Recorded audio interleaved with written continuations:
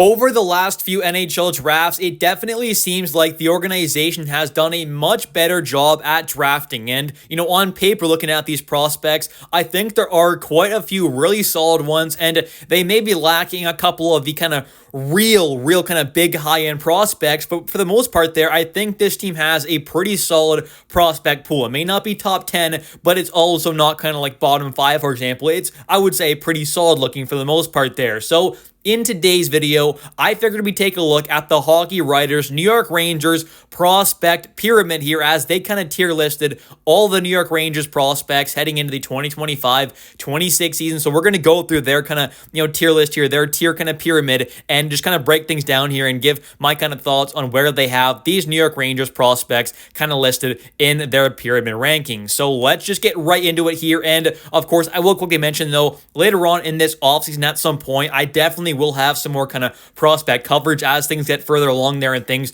quiet down even more. I'll probably pick up on some kind of prospect content there talking about certain kind of prospects that were maybe drafted fairly recently, a little while ago, some guys who I think can make an impact right now and the following season, and also maybe some prospect rankings as well by positions, just kind of some more prospect content as we get further along into the offseason. So if you want to see more of that kind of stuff, definitely comment that down below, and also, like and hit the subscribe button as well if you do want to see a lot more prospect content as we get further along into the summer. But starting off here, though, this article was written by Ben Novoselok, so shout out to him for writing this article here and giving out these, rankings on the New York Rangers prospects. But starting off here, in his pyramid, he does have 6 total tiers, and the first one, of course, being tier 1, generational talent. I'm going to be honest, the Rangers definitely don't have anyone in there, and he also did not put anyone in this category, which definitely makes a lot of sense.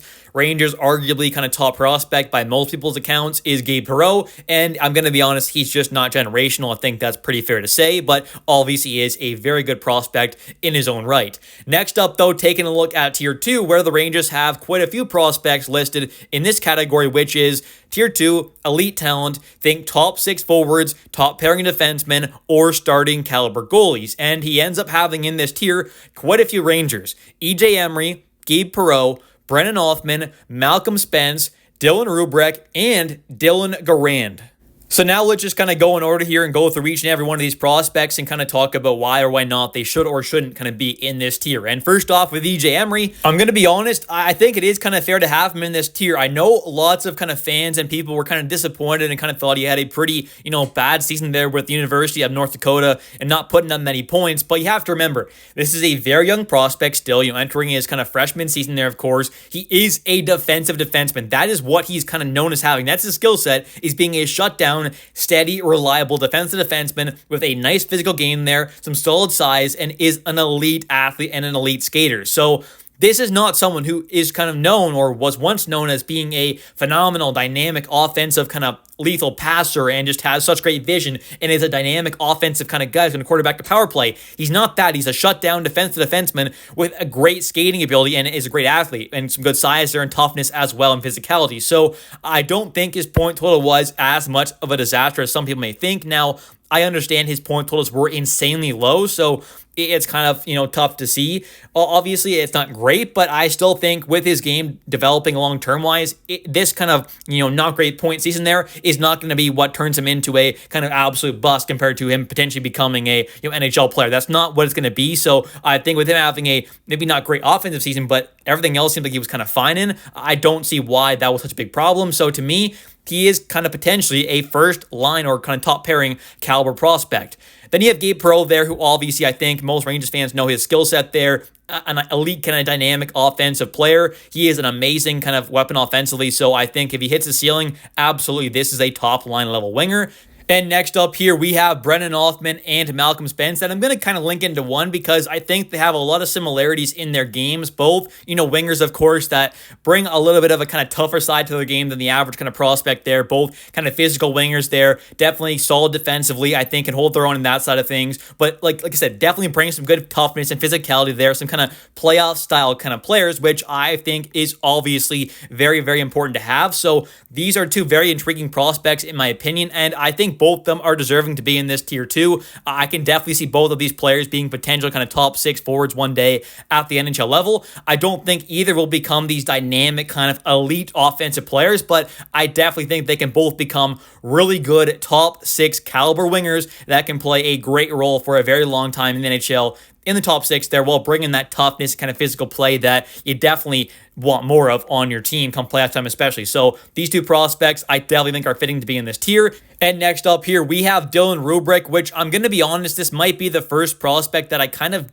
slightly at least disagree with in where he's being placed. He's in tier 2, of course, and in tier 3 is classified as middle 6 kind of forward range there, which I would probably slide him down to. I think Dylan can definitely be potentially a second line caliber guy, but I just think it's a lot more likely that we're probably going to see him in a middle 6 role, more of like a third line kind of spot than in the top 6 there. But I could be wrong, and I'm more than fine if it does happen. But I just think Dylan is probably more of a middle 6 kind of projected kind of forward than a top 6 one. And I have watched Dylan in person there. He actually is, one of the few prospects we've actually got to watch in person live in the building there, which was obviously great to see. Got to watch him a couple times in the playoffs and regular season as well. So this is someone who I've watched quite a bit in person and on TV. I think he's a very talented prospect, 6'7" there, and has a pretty great skill set for that size, but I just would kind of classify him more as being a middle 6 prospect, so I'd slide him down to a tier kind of 3 role, but him being a center / winger, 6'7" size, their great skating ability, good offensive kind of threat, I definitely think he has a pretty nice all-around game. Definitely not too bad defensively either,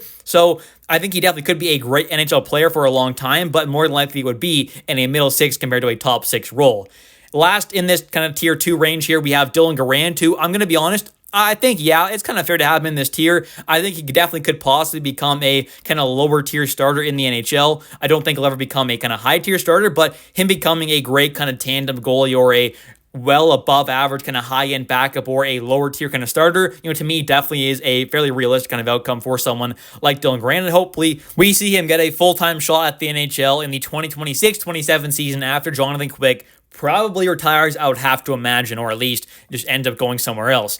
Next up here, though, we have in tier 3, like I said, middle 6 forward range there, bottom 4 defenseman, and fringe starter goalie, which you could definitely, I would say, kind of throw Dylan Garand into as well. So Dylan Garand is kind of in the middle of these two tiers, you could argue, I would probably say, and I would probably slide down Dylan Rubrick, but other than that, I think the rest of the tier is pretty great. Then we have here for tier 3, and starting off, we have Nathan Aspinall, Drew Fortescue, Adam Sikora, and Noah Laba. First off, Nathan Aspinall, he is another really big kind of 6'7", kind of around that kind of height player there. He was playing for the Flint Firebirds this past season there, Brendan Hoffman's or one of his former OHL teams there, his first OHL team, and, pretty talented prospect here, great forward, pretty solid offensive numbers there. Nothing too insane, though, was taken back at the 2024 draft, so not this past draft, but the one before that. Decent looking prospect there. Yeah, you could say he's probably a middle 6 caliber prospect.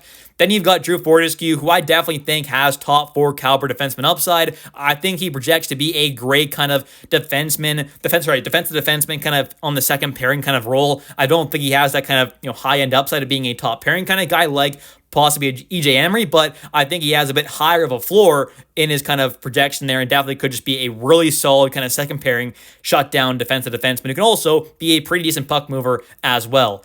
Next up here, we have Adam Sikora, and I think his skill set kind of projects him and kind of puts him in the spot to potentially be a kind of perfect third-line player. Like, he has that exact kind of skill set you want out of a third-line winger. He can, first off, kind of help kill penalties there, be a good defensively reliable winger for the most part there. He's got some kind of toughness to him, a bit of grittiness, plays with some energy, is not afraid to make some kind of massive hits out there, be a bit of a dirty player at moments. He has that kind of side to his game a bit, so he's got that toughness, that grittier side. Although he isn't some massive forward, he can hold his own defensively, can bring a little bit offensively there. He's not some amazing kind of goal scorer or playmaker or anything like that, but solid offensive game, but he's just known as being a really good all-around winger. So that's why I kind of think he projects to potentially be a really nice kind of good third-line winger, which is a good thing. That's a valuable thing to have. Someone who can be a two-way winger there, bring some grittiness, some toughness, but also bring some energy, a bit of physicality, some feistiness to his game there is also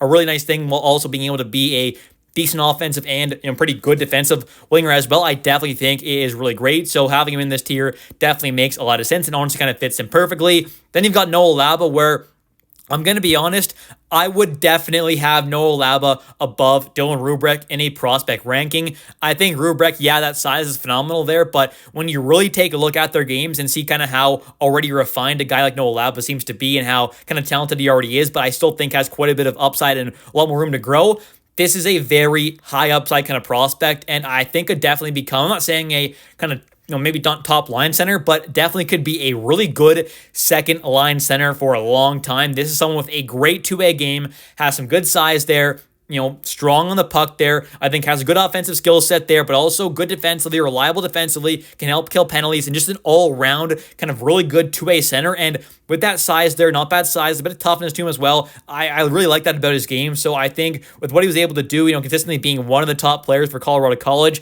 in the NCAA, I definitely am excited to see what he can do in a full kind of pro season thereafter, leaving Colorado College there at the end of last season there, joining the Hartford Wolfpack, him going into his kind of first full pro season there, definitely would be really interesting to kind of see, how he plays out there and whether or not he actually gets a chance at the NHL level at some point this upcoming season, as he is arguably the top New York Rangers center prospect, and I would definitely say he actually is the top center prospect in the system right now. Next up here, we have for Tier 4, it is classified as being basically a Tier 4, players who have a decent amount of upside possibly, but have a fairly low floor, or also they may be prospects who have pretty much hit their ceiling and don't have a whole lot more room left for development, and those prospects are in this tier.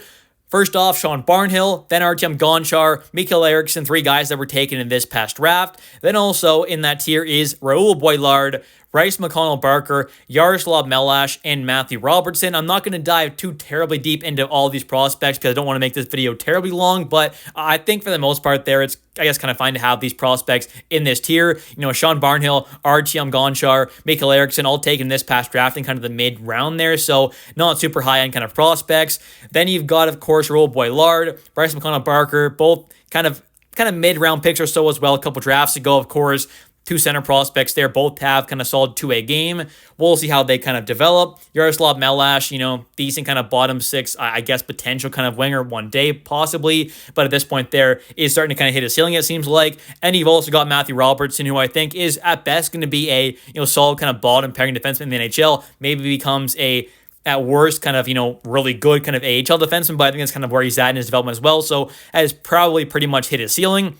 And next up here for Tier 5, they have 4 prospects in this tier, and it is similar to Tier 4 as they categorize it as, but just prospects with a bit lower kind of ceiling and a bit lower floor. And they have in this tier Felix Farhamar, Zeb Lindgren, 2 prospects taken in this 2025 draft, as well as Ty Henricks and Talon Boyko, a massive 6'7", 6'8" goaltenders. So that's basically going to do it for today's video. I would definitely, like I said, probably put a guy like Noah Laba up into Tier 2. I definitely think he is more of a top 6 caliber prospect.